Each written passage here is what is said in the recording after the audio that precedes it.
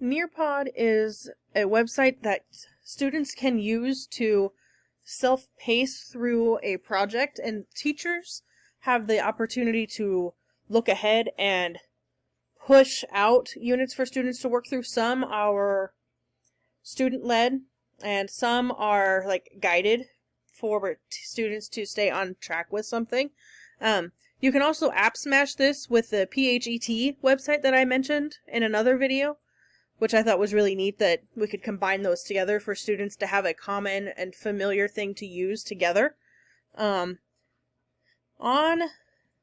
Nearpod's website, I selected to use a unit focused on how renewable energy works, because my students are just now finishing this up, and I wish I would have known about this when we started this project. So it will walk students through various activities and questions. It goes over about what this lesson is about, so that teachers could make sure that it aligns with our standards and still meets the learning goal for our students. And it shows a progression and different practices that our students will be using in order to successfully complete this project. And it will ask a question. It's set up very similar to a project-based learning experience with the essential questions. And students will walk through. Here's the objectives that you could write I can statements with to kind of form a guiding path for our students to follow.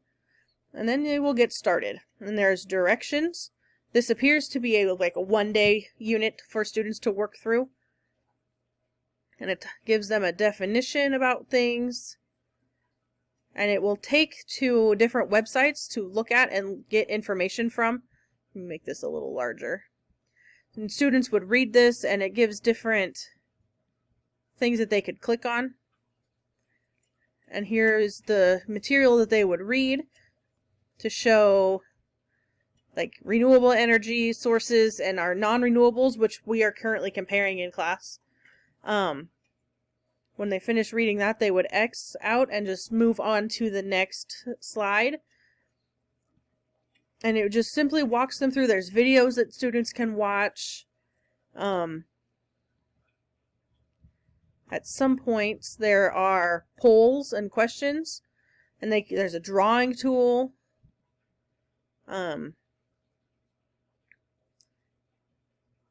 Here they're going to look at models of things, and they could manipulate them to look and see how extensive they are to install even,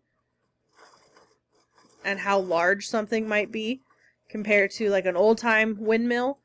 The wind turbines are significantly larger. And then there's some review things where you could once again open a web page. And here students can write their opinion with an open-ended question to answer. Let's go back to that. I missed it. So the question is, now that you've learned about solar versus wind power, they could create an argument for which one would work best at home, and if one would work well at school or not. And then they're going to get into a deeper topic as well. That would be